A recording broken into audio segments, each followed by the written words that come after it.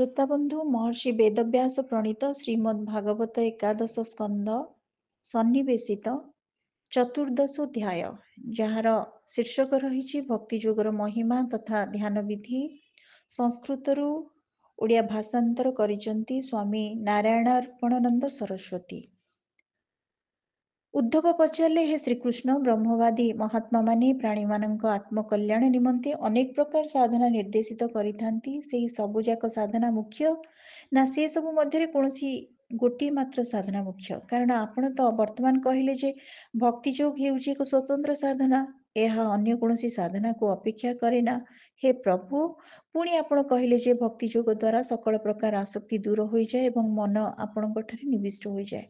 ଭଗବାନ ଶ୍ରୀକୃଷ୍ଣ କହିଲେ, ହେ ପ୍ରିୟ ଉଦ୍ଧବ, ମୋର ବାଣୀକୁ ବେଦ କୁହାଯାଏ। ଯେଉଁ ସାଧନା ମୋଠାରେ ମନୋନିବେଶ କରିବା କ୍ରିୟାରେ ମନୁଷ୍ୟର ସହାୟକ ହୁଏ, ତାହା ବେଦରେ ବର୍ଣ୍ଣିତ ହୋଇଥିଲା, କିନ୍ତୁ ପ୍ରଳୟ କାଳରେ ସେହି ବେଦ ବାଣୀ କାଳକ୍ରମେ ବିଲୁପ୍ତ ହୋଇଯାଇଥିଲା। ପୁଣି ଥରେ ସୃଷ୍ଟିର ସମୟ ଆସିଲାରୁ ମୁଁ ମୋ ସଂକଳ୍ପ ବଳରେ ବ୍ରହ୍ମାଙ୍କୁ ବେଦ ଜ୍ଞାନ ପ୍ରଦାନ କଲି। ବେଦରେ ମୋର ଭାଗବତ ଧର୍ମ ହିଁ ନିରୂପଣ କରାଯାଇଛି। ବ୍ରହ୍ମା ତାଙ୍କର ଜ୍ୟେଷ୍ଠ ପୁତ୍ର ସ୍ୱୟଂଭୁବ ମନୁଙ୍କୁ ସେହି ବେଦବାଣୀ ପ୍ରଦାନ କଲେ। ପୁଣି ତାଙ୍କଠାରୁ ଭୃଗୁ ଆଦି 7 ଜଣ ମହର୍ଷି ବେଦ ଜ୍ଞାନ ଗ୍ରହଣ କଲେ। ସେହି ସପ୍ତ ମହର୍ଷିଙ୍କ ଠାରୁ ସେମାନଙ୍କ ପୁତ୍ରମାନେ ତଥା ଅନ୍ୟାନ୍ୟ ଦେବ, ଦାନବ, ଗୁହ୍ୟକ, ମନୁଷ୍ୟ, ସିଦ୍ଧ, ଗନ୍ଧର୍ବ, ବିଦ୍ୟାଧର, ଚାରଣ, କିଂଦେବ ହେଉଛନ୍ତି ଦୀପାନ୍ତରରେ ବାସ କରୁଥିବା ଯେଉଁ ମନୁଷ୍ୟମାନଙ୍କ ଦେହରୁ ଶ୍ରମ ଓ ସ୍ୱେଦ ଜନିତ ଦୁର୍ଗନ୍ଧ ବାହାରେ ନାହିଁ, ସେମାନଙ୍କୁ ଦେଖିଲେ ଏମାନେ ମନୁଷ୍ୟ ନା ଦେବତା ବୋଲି ସନ୍ଦେହ ହୁଏ। ସେମାନଙ୍କୁ କିଂଦେବ କୁହାଯାଏ। କିନ୍ନର, ନାଗ, ରାକ୍ଷସ, କିମ୍ପୁରୁଷ ଆଦି ସାତ୍ୱିକ, ରାଜସ ଓ ତାମସ ଆଦି ପୃଥକ୍ ପୃଥକ୍ ପ୍ରକୃତି ଧାରି ଉତ୍ପନ୍ନ ହୋଇଥିବା ବହୁ ଲୋକ ବେଦଜ୍ଞାନ ପାଇଗଲେ। ସେମାନଙ୍କର ବୁଦ୍ଧି ଓ ପ୍ରକୃତି ଭିନ୍ନ ଭିନ୍ନ ପ୍ରକାର ହୋଇଥିବାରୁ ବେଦବାଣୀର ବ୍ୟାଖ୍ୟା ମଧ୍ୟ ବିଭିନ୍ନ ରୂପ ଧରିଲା। ସେହି ସବୁ ପାର୍ଥକ୍ୟ ପରମ୍ପରାରେ ପରିଣତ ହୋଇଗଲା। ବିଭିନ୍ନ ଶ୍ରେଣୀର ଲୋକେ ବିଭିନ୍ନ ମତ ପୋଷଣ କଲେ। ହେ ପୁରୁଷ ଶ୍ରେଷ୍ଠ ଉଦ୍ଧବ, ସେମାନଙ୍କର ବୁଦ୍ଧି ମୋର ମାୟା ଦ୍ୱାରା ମୋହଗ୍ରସ୍ତ ହୋଇଯିବାରୁ ସେମାନଙ୍କର ଯେଉଁ କର୍ମରେ ଯେପରି ରୁଚି, ସେହିପରି ମତକୁ ସେମାନେ ଶ୍ରେଷ୍ଠ ସାଧନା ବୋଲି କହିଲେ। ମାୟା ଦ୍ୱାରା ମୋହଗ୍ରସ୍ତ ହୋଇ ସେମାନଙ୍କ ମଧ୍ୟରୁ କିଏ କର୍ମକୁ ତ କିଏ ଯଶକୀର୍ତ୍ତି ଅର୍ଜନକୁ ଶ୍ରେଷ୍ଠ ସାଧନା ବୋଲି କହନ୍ତି। ଅନ୍ୟ କେହି କାମଭୋଗକୁ, କେହି ସତ୍ୟ ପାଳନକୁ, କେହି ଦମ ଓ ଶମ ଆଦିକୁ ଓ କେହି ସ୍ୱାର୍ଥ ସିଦ୍ଧି ଓ ଐଶ୍ୱର୍ଯ୍ୟ ଲାଭକୁ ଶ୍ରେଷ୍ଠ ସାଧନା ବୋଲି କହନ୍ତି। ପୁଣି କେହି କେହି ଭୋଗ ତ୍ୟାଗକୁ ହିଁ ଶ୍ରେଷ୍ଠ ସାଧନା ବୋଲି କହନ୍ତି। କେହି କେହି ଯଜ୍ଞ, ଦାନ, ତପ, ବ୍ରତ, ନିୟମ, ଯମ ଆଦିକୁ ଶ୍ରେଷ୍ଠ ସାଧନା ବୋଲି ମଧ୍ୟ କହନ୍ତି। ପ୍ରିୟ ଉଦ୍ଧବ, ଏସବୁ ବିଭିନ୍ନ ମତ ପୋଷଣକାରୀଙ୍କୁ ସେମାନଙ୍କର କର୍ମାନୁସାରେ ଯେଉଁ ସବୁ ଲୋକ ପ୍ରାପ୍ତି ହୁଏ, ଲୋକ ଅର୍ଥାତ୍ ଏଠି ଭୁବନ ବା ସ୍ଥାନ, ସେ ସବୁ ଲୋକରୁ ସୀମିତ ଓ ତୁଚ୍ଛ ସୁଖ ମିଳିଥାଏ। ଅର୍ଥାତ୍ ଆମ ଯେଉଁ ପଦ ପଦବୀ, ଆମର ଯେଉଁ ବାସସ୍ଥାନ କି ଅଟ୍ଟାଳିକା, ଏସବୁରୁ ସୀମିତ ଓ ତୁଚ୍ଛ ସୁଖ ମିଳିଥାଏ। ସେହି ସୁଖ ଭୋଗର ସମୟ ପୂର୍ଣ୍ଣ ହୋଇଗଲେ ସେମାନଙ୍କୁ ସେହି ଲୋକରୁ ବା ସେହି ସ୍ଥାନରୁ ବାହାର କରିଦିଆଯାଏ। ତେଣୁ ସେମାନେ ଶୋକଗ୍ରସ୍ତ ହୋଇଯାଆନ୍ତି, ତମୋ ଗୁଣରେ ଆଚ୍ଛନ୍ନ ହୋଇଯାଆନ୍ତି ଓ ପରିଣାମରେ ଦୁଃଖ ଭୋଗ କରନ୍ତି। ହେ ସାଧୁ ସ୍ୱଭାବ ଉଦ୍ଧବ, ଯିଏ ନିଜକୁ ସମ୍ପୂର୍ଣ୍ଣ ରୂପେ ମୋ ପାଖରେ ଅର୍ପଣ କରିଦିଅନ୍ତି, ଅନ୍ୟ କାହାରି କୃପା ପାଇଁ ତିଳେ ମାତ୍ର ଅପେକ୍ଷା କରନ୍ତି ନାହିଁ, ଯିଏ ମୋରିଠାରେ ହିଁ ସବୁ କିଛି କରନ୍ତି, ସମର୍ପଣ କରନ୍ତି, ତାଙ୍କୁ ଯେଉଁ ସୁଖ ପ୍ରାପ୍ତ ହୁଏ ତାହା ଅନ୍ୟ ବିଷୟୀ ପୁରୁଷମାନେ କିପରି ପାଇପାରିବେ? ଯିଏ ଅକିଞ୍ଚନ, ଇନ୍ଦ୍ରିୟ ବିଜୟୀ, ଶାନ୍ତ ଏବଂ ସମଚିତ୍ତ ତଥା ଯିଏ ମୋର ଆଶ୍ରୟରେ ସର୍ବଦା ସନ୍ତୋଷ ଲାଭ କରନ୍ତି, ମୋର ସେହି ଭକ୍ତକୁ ଚତୁର୍ଦିଗରେ ଆନନ୍ଦ ହିଁ ପରିପୂର୍ଣ୍ଣ ବୋଲି ଅନୁଭବ ହୁଏ। ମୋର ସେହି ସଦା ସନ୍ତୁଷ୍ଟ ଭକ୍ତ ବ୍ରହ୍ମାଙ୍କ ପଦବୀ କ'ଣ? ଇନ୍ଦ୍ରଙ୍କ ସ୍ୱର୍ଗର ଆଧିପତ୍ୟ କ'ଣ? ସମଗ୍ର ଭୂମଣ୍ଡଳର ରାଜ୍ୟ ଭୋଗ କରେ ଏବଂ ଭୂମଣ୍ଡଳ ରାଜ୍ୟ ଭୋଗ କ'ଣ? ରସାତଳର ପ୍ରଭୁତ୍ୱ କ'ଣ? କିଛି ବି ଚାହାନ୍ତି ନାହିଁ।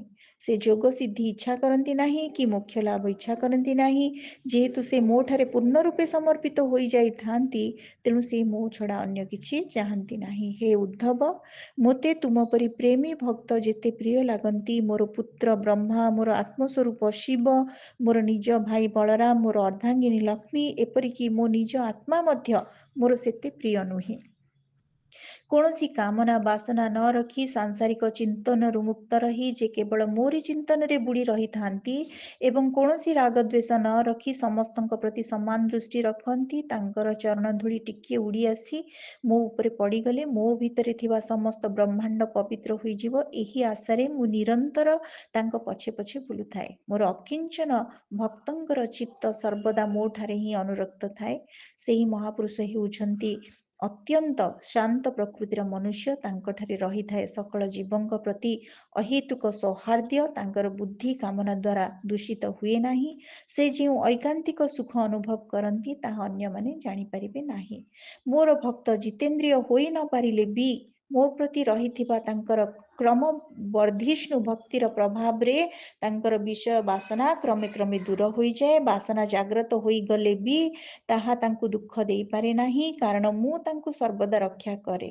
ପ୍ରଚଣ୍ଡ ଅଗ୍ନି ଯେପରି ସବୁ ଇନ୍ଧନକୁ ଜାଳି ଭସ୍ମ କରିଦିଏ, ମୋ ପ୍ରତି ରହିଥିବା ଭକ୍ତି ସେହିପରି ସକଳ ପାପ ରାଶିକୁ ପୂର୍ଣ୍ଣ ରୂପେ ଜାଳିଦିଏ। ହେ ଉଦ୍ଧବ, ପ୍ରଗାଢ଼ ଭକ୍ତି ବଳରେ ମୋତେ ପାଇବା ଯେତେ ସହଜ, ଯୋଗ ସାଧନା ସାଂଖ୍ୟ ଧର୍ମାଚରଣ ସ୍ୱାଧ୍ୟାୟ ତପ ଓ ତ୍ୟାଗ ଦ୍ୱାରା ମୋତେ ପାଇବା ସେତେ ସହଜ ନୁହେଁ।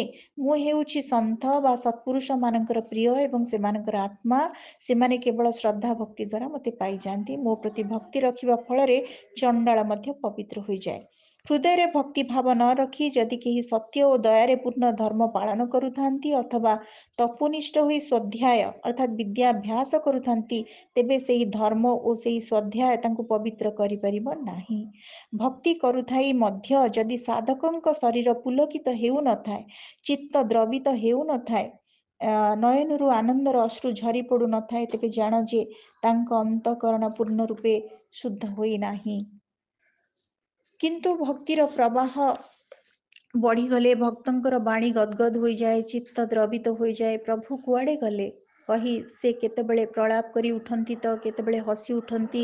ଲଜ୍ଜା ଛାଡ଼ି ଦେଇ ସେ କେତେବେଳେ ଉଚ୍ଚ ସ୍ୱରରେ ଗାଇବା ଆରମ୍ଭ କରିଦିଅନ୍ତି ତ କେତେବେଳେ ନାଚି ଉଠନ୍ତି। ମୋର ଏହି ଭକ୍ତ ସମଗ୍ର ସଂସାରକୁ ପବିତ୍ର କରିଦିଅନ୍ତି। ସୁନାକୁ ନିଆଁରେ ପୋଡ଼ିଲେ ଯେପରି ଖାତ ଜଳିଯାଇ ସୁନା ଶୁଦ୍ଧ ହୋଇଯାଏ ଓ ସୁନା ତାର ପ୍ରକୃତ ଜ୍ୟୋତିରେ ଝଲସି ଉଠେ, ମୋତେ ନିର୍ମଳ ଭକ୍ତି କଲେ ମନୁଷ୍ୟ ସେହିପରି ଭକ୍ତି ଯୋଗ ଦ୍ୱାରା ତାର କର୍ମ ବାସନା ସବୁ ନାଶ କରିଦେଇ ତାର ନିଜ ସ୍ୱରୂପକୁ ଅର୍ଥାତ୍ ମୋତେ ପାଇଯାଏ। ହେ ଉଦ୍ଧବ, ଔଷଧୀୟ ଅଞ୍ଜନ ଅଭ୍ୟାସ କରି ଲଗାଇଲେ ଚକ୍ଷୁର ଦୃଷ୍ଟିଶକ୍ତି ବଢ଼ିଯାଏ। ଚକ୍ଷୁ ଯେପରି କ୍ଷୁଦ୍ର କ୍ଷୁଦ୍ର ବସ୍ତୁକୁ ମଧ୍ୟ ଭଲ ରୂପେ ଦେଖିବାକୁ ସକ୍ଷମ ହୋଇଯାଏ। ମୋର ପରମ ପାବନ ଲୀଳା ଚରିତ ଶ୍ରବଣ କୀର୍ତ୍ତନ କଲେ ସେହିପରି ସାଧକଙ୍କ ଚିତ୍ତର ମଳ ଧୀରେ ଧୀରେ ଧୋଇ ହୋଇଯାଏ ଓ ସେ ସୂକ୍ଷ୍ମ ବସ୍ତୁ ଅର୍ଥାତ୍ ବାସ୍ତବିକ ତତ୍ତ୍ୱ ଦର୍ଶନ କରିବାକୁ ସକ୍ଷମ ହୋଇଯାଆନ୍ତି।